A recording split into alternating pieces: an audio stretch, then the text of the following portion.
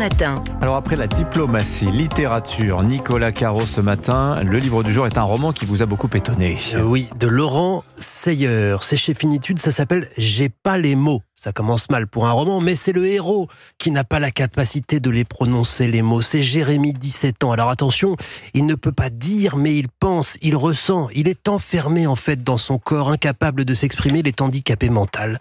C'est lui qui s'appelle comme ça. Il sait qu'on est censé dire invalide moteur et cérébral ou personne en situation de handicap, mais lui, il pense ce qu'il veut. Il nous raconte ce qu'il observe, c'est ça ? Exactement. Comment il voit les gens arriver vers lui, essayer d'être gentil en lui parlant, en s'intéressant à lui, mais de ne pas pouvoir répondre, ça le met en vrac.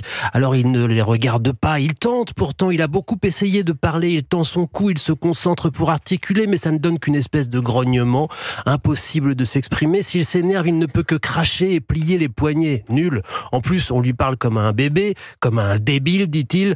Pense-t-il plutôt, ça l'agace d'autant plus quand c'est Mélanie qui lui parle comme ça. Mélanie, c'est l'aide médico-psychologique de l'institut où il va tous les jours. J'ai 17 ans, bordel, c'est son métier quand même, il s'agace, mais ça donne juste un grognement. Donc enfin, il sait qu'elle fait de son mieux, et puis elle est gentille. C'est vrai, heureusement, il y a sa mère le soir, elle lui caresse les cheveux sur le canapé, ça l'apaise. Sinon, il aurait du mal à dormir. Il y a sa sœur Cindy aussi, 14 ans, mais pour tout dire, elle a un peu honte de son frère depuis le début. La seule fois où elle l'a donné une marque d'affection, c'est quand ils ont pu griller les files d'attente à Disneyland grâce à lui.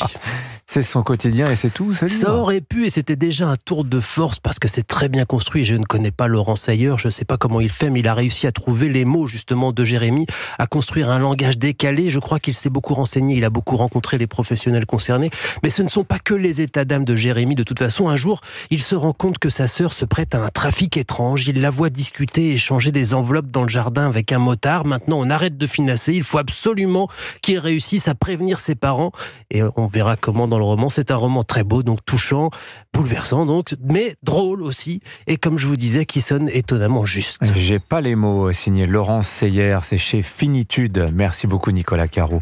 Le jeu vidéo de la semaine à présent, c'est le remake d'un classique du genre horreur, ça s'appelle Silent Hill 2. Oui, fin 90, début 2000, Silent Hill et son concurrent Resident Evil ont redéfini le genre horreur et survie dans le jeu vidéo. Resident Evil s'oriente vers l'action, les zombies et la peur par surprise. Silent Hill s'inspire de la série Twin Peaks de David Lynch pour être plus psychologique, ésotérique. S'il y a 23 ans, son deuxième épisode a marqué les esprits, c'est parce que la ville de Silent Hill est devenue un lieu emblématique de l'horreur, synonyme de malaise et d'angoisse. Alors, pour ceux qui ont déjà fait le jeu, ou ceux qui ne le connaissent pas, à quoi s'attendre ? Clairement, Dimitri, un bel équilibre entre nostalgie et innovation. Tous les décors ont été refaits, les mécaniques de jeu modernisées, les lieux d'exploration agrandis, avec des énigmes et des cinématiques inédites. L'histoire principale est inchangée.